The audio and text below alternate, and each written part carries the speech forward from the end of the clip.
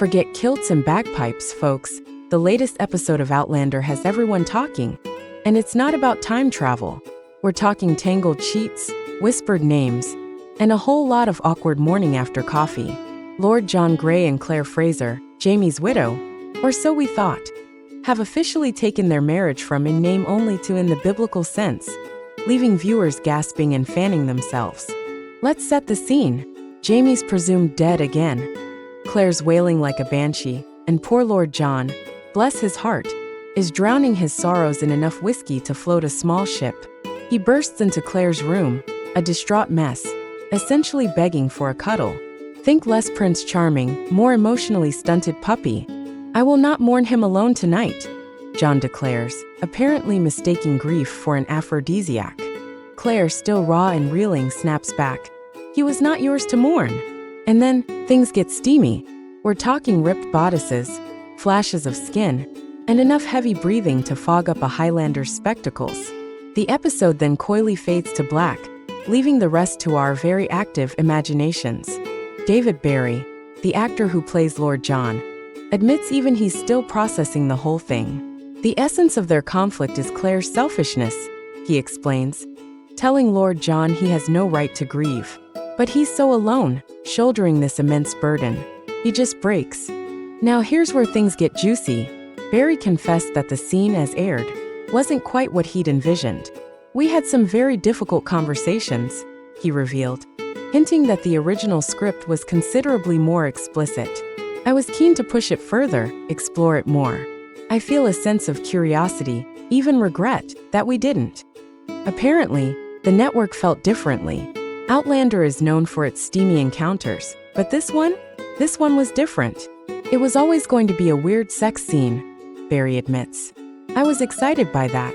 It's something I'd never seen on TV before. He craved that what the hell factor. The challenge of injecting humanity into such a bizarre, grief-fueled coupling. This was my first Outlander sex scene, Barry continued. And what a baptism by fire. There's consent, sure, but where's the passion? The script described this animalistic connection, and I'm not sure we captured that. The actor seems genuinely haunted by the question, how did these two end up in this tangled mess of limbs and emotions? It still confuses me, he confessed. I don't know that we completely solved it. The next morning, Claire and John engage in a truly cringeworthy heart-to-heart. Turns out, they weren't making love to each other at all. They were making love to Jamie. John even confesses that it's been 15 years since he's been with a woman, raising some eyebrows amongst the fans, I'm sure. He also drops the bombshell that Jamie once offered himself to John, an offer John refused. Talk about complicated. I'll forever be thinking about it as an acting challenge, Barry reflects. This is a pivot moment for these characters with massive ripple effects. Just when things couldn't get any weirder, guess who shows up? Jamie freaking Fraser. Turns out he didn't die after all. He's alive, well, and ready to reclaim his wife, and probably demand an explanation for the rumpled sheets. But there's no time for a happy reunion. In a truly spectacular display of bad timing, Jamie accidentally reveals to his illegitimate son, William, that he's the daddy.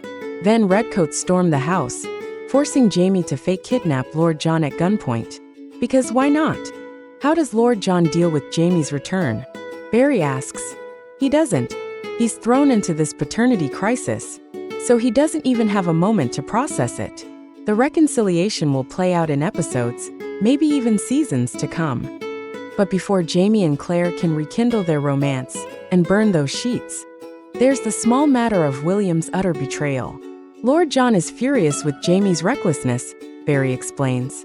This secret they'd so carefully guarded just exploded in the worst possible way. He adds, with a touch of dry wit, although, perhaps Lord John should have anticipated this. Secrets have a way of coming out, don't they? And then you have to deal with the messy, awkward repercussions. And messy is putting it mildly. One thing's for sure, this love triangle, or is it a square? A pentagon, is far from over. Stay tuned, folks.